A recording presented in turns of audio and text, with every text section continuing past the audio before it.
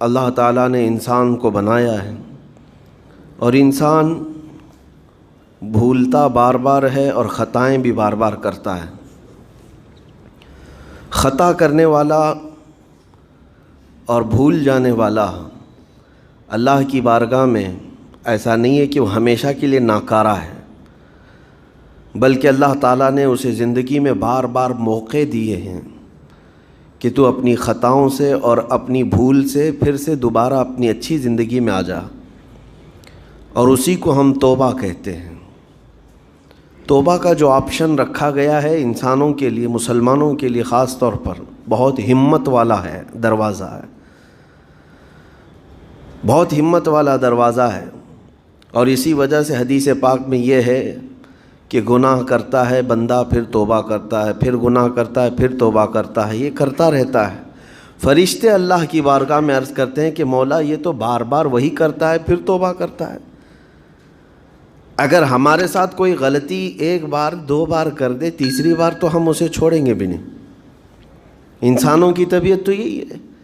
لیکن بندہ جب بار بار ایک خطا کرتا ہے اور پھر توبہ کرتا ہے، پھر خطا پھر توبہ، تو فرشتے جب اللہ کی بارگاہ میں یہ عرض کرتے ہیں کہ یہ مولا یہ ہر بار یہی کرتا ہے، تو جانتے ہیں پروردگار عالم کیا فرماتا ہے، ارشاد فرماتا ہے اے میرے فرشتوں، میرا بندہ مجھے رحمان سمجھتا ہے اس لیے بار بار توبہ کرتا ہے،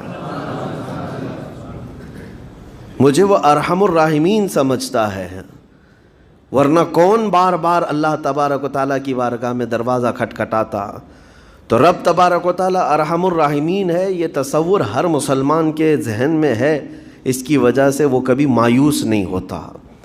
اور شیطان کا سب سے بڑا حربہ کیا ہے جانتے ہیں آپ؟ سب سے بڑا بہکانے کا اور گمراہ کرنے کا اور ہمیشہ گناہوں میں ملوث رکھنے کا سب سے بڑا آلہ کہ بندے کو سب سے پہلے نا امید کرتا ہے، اب تیرا کیا ہوگا، تو تو بہت برباد ہو چکا ہے۔ یہ جو خیال شیطان ڈالتا ہے دل میں، اس کے بعد پھر وہ بندہ جری ہو جاتا ہے، اب میرے توبہ سے بھی کچھ ہونے والا نہیں ہے، جو جس طرح زندگی چل رہی چلنے دو، ارے 50 سال ہو گئے اب تک میں یہی کرتا رہا، اب کیا سدھروں۔ یہ جو خیالات ہے یہ شیطان ڈالتا ہے تاکہ اس کی کفر پر موت ہو جائے، تاکہ وہ ہمیشہ گناہوں کی موت مرے۔ نا امیدی جو ڈالتا ہے شیطان، اب میرے ساتھ کچھ ہونا نہیں ہے۔ نہیں میرے عزیزو، رحمت عالم صلی اللہ تعالیٰ علیہ وسلم کی بارگاہ میں کیسے کیسے لوگ آئے اور ارحم الراحمین نے ان کی توبہ قبول کی۔ آپ کو ایک بات میں بتاؤں، سیدنا عمر ابن خطاب رضی اللہ تعالیٰ عنہ کا دور ہے۔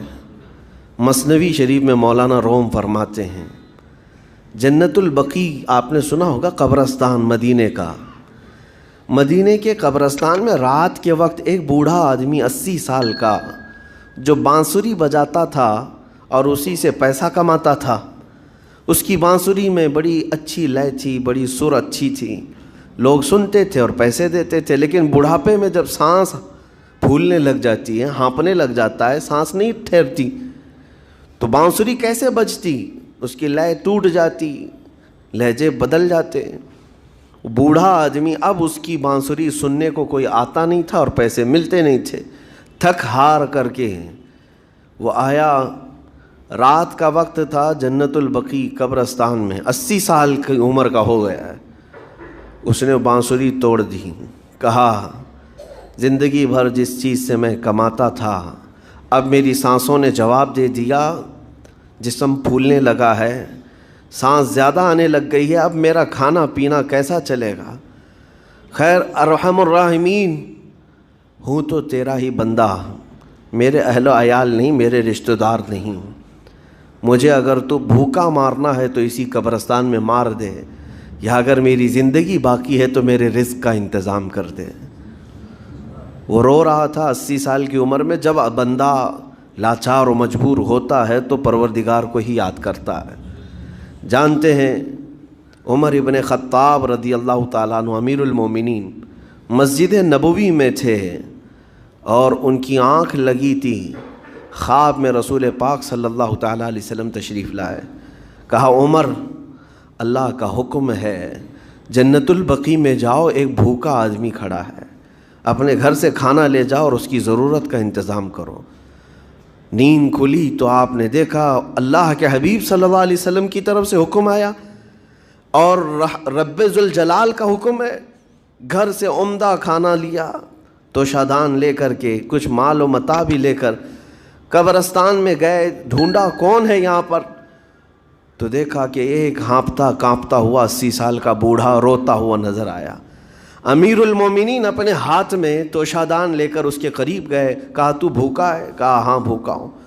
بیٹھ چل میں تجھے کھلاتا ہوں. دسترخوان بچھا کر اسے اپنے ہاتھوں سے کھلایا اور اسے اپنی ضرورت کے مطابق جو ضروریات تھیں اس کی ضرورت کے مطابق وہ ساری چیزیں دی. وہ بوڑھا پوچھتا ہے آپ کون ہیں؟ حضرت عمر فاروق نے کہا میں عمر ابن خطاب ہوں. وہ ڈر گیا. حضرت عمر سے کون نہیں ڈرتا تھا کہ کہیں یہ کھلا پلا کر کے مجھے کوڑے نہ ماریں کہ زندگی بھر بانسری بجانے والا آج پکڑا گیا ہے, ہاں آج مجھے یہ سزا نہ دے دے. وہ کانپنے لگا. کہا کہ آپ یہاں کیسے؟ حضرت امیر المومنین کہتے ہیں میں خود نہیں آیا, مجھے اللہ کے رسول نے بھیجا اور رب تبارک و تعالیٰ کا حکم آیا تھا کہ تو بھوکا ہے اور تو نے رزق مانگا ہے اور مجھے تیرے رزق دے کر کے بھیجا گیا ہے. وہ چیخ مار کر کے گر پڑا زمین پر اور رونے لگا, اپنے ہاتھ پھیلا کر کہا سچ فرمایا مولا تو ارحم الراحمین ہے. 80 سال تجھ سے دور بھاگتا رہا, ایک بار کیا تجھے میں نے پکارا, تو نے وقت کے امیر المومنین کو کھانا دے کر بھیج دیا. اللہ رب العزت کی بارگاہ میں نا امیدی اور مایوسی جو شیطان لاتا ہے اس سے بندے بھٹک جاتے ہیں, بہک جاتے ہیں, انہیں توبہ کی توفیق بھی نہیں ملتی. اسی لیے میرا مولا فرماتا انا عند ظن عبدی بی. رب تعالیٰ فرماتا میرا بندہ میرے بارے میں جیسا گمان کرتا ہے میں اس کے ساتھ ویسا سلوک کرتا ہوں. تم کیا گمان کرتے ہو؟ وہ سخت پکڑ کرے گا, ابھی مار ڈالے گا. وہ غفار ہے, قہار ہے, جبار ہے, لیکن ساتھ میں وہ ستار بھی ہے, وہ رحمان بھی ہے, رحیم بھی ہے. اگر رب تبارک و تعالی ہر چیز پر پکڑ کرتا تو ہمارا تو جینا ہی نہیں تھا. یہاں پر اتنے گناہ ہو چکے. اور وہ رب تعالیٰ فرماتا وسعت رحمتی کل شیء, میری رحمت نے ہر چیز کو گھیر رکھا ہے. اللہ رب العزت بندوں کو معاف کرنے کا اظہار زیادہ فرماتا ہے. اور جانتے ہیں آپ گناہ جب عام ہوتے ہیں, میں آپ کو اپنے گھر کی بات بتا دوں, میرے گھر میں آپ 4 دن کے مہمان بن کر کے آئے ہیں. کبھی میری کھڑکی توڑ رہے ہیں, کبھی دروازہ توڑ رہے ہیں, کبھی ہمارے گھر کے برتن پٹک رہے ہیں, کبھی فرشی اکھاڑ رہے ہیں. کب تک برداشت کروں گا؟ آپ کو نکال کر باہر کر دیں گے. مہمان نہیں, یہ بلا ہو گئی ہے, گھر سارا اجاڑ رہا ہے. ایک چیز پر چھوڑ دیا جائے, 2 چیز پر چھوڑ دیا جائے, یہ انسانوں کی فطرت ہے, انسانوں کی فطرت. لیکن رب کائنات اپنی کائنات میں ہم بندوں کو اتارا ہے, ہم نے کیا نہیں بگاڑا اس, اپنے گناہوں سے اس کی زمین کو لال کر دیا. ہاں اس کی نافرمانی سے ہم نے اس کائنات کے رنگ کو بدل دیا. کھلے عام گناہ, ننگا پن, بے حیائی, عیاشی, سب کچھ ہوتا رہا. اس کی کائنات ہے, اس کی زمین ہے, اس کی سلطنت ہے. اور ان گناہوں کی وجہ سے جانتے ہیں آپ, سمندر اللہ کی بارگاہ میں عرض کرتا ہے کہ مولا تو مجھے اجازت دے دے, میں ایسی طغیانی لاؤں گا کہ یہ سب ہلاک ہو جائیں گے. ہوائیں اللہ سے اجازت مانگتی ہیں, تو مجھے شدت دے دے, میں اتنا تیز اڑاؤں گی کہ ان کے پرخچے اڑ جائیں. لیکن جانتے ہو اللہ کی طرف سے جواب کیا آتا ہے؟ سمندر کو بھی رب تعالیٰ فرماتا ہے, ہواؤں کو بھی کہتا ہے رب تعالیٰ رک جاؤ, میں میرے بندوں کے انتظار میں ہوں, میرے بندوں کی توبہ کے انتظار میں ہوں کہ میرے بندے میرے پاس لوٹ آئیں گے. اسی لیے اللہ کے حبیب صلی اللہ تعالیٰ علیہ وسلم ارشاد فرماتے ہیں اللہ تعالیٰ کو سب سے زیادہ خوشی کس بات کی ہوتی ہے جانتے ہیں؟ رب تعالیٰ اپنے بندوں سے کب خوش ہوتا ہے؟ مثال دے کر کے میرے آقا نے فرمایا, مثال دے کر سمجھایا. صحرا میں, ڈیزرٹ میں ریتیلے میدان ہوتے ہیں, اس کا سفر بڑا ڈینجر ہوتا ہے. آج بھی ڈیزرٹ ہیں بہت سارے, سہارا ڈیزرٹ کا نام سنا ہوگا آپ نے. ہم گئے ہیں 200-250 کلومیٹر تک آپ چلتے رہو گاڑی, نہ ایک درخت نظر آتا ہے, نہ پہاڑ نظر آتا ہے, نہ گھر نظر آتا ہے, کچھ بھی نہیں. اس طرف میدان ریت کا اور آسمان لگا ہوا دکھتا ہے, ادھر بھی آسمان. تنہا ہم اکیلے نظر آتے رہتے ہیں۔ صحرا کا جو سفر ہوتا ہے بہت کٹھن ہوتا ہے۔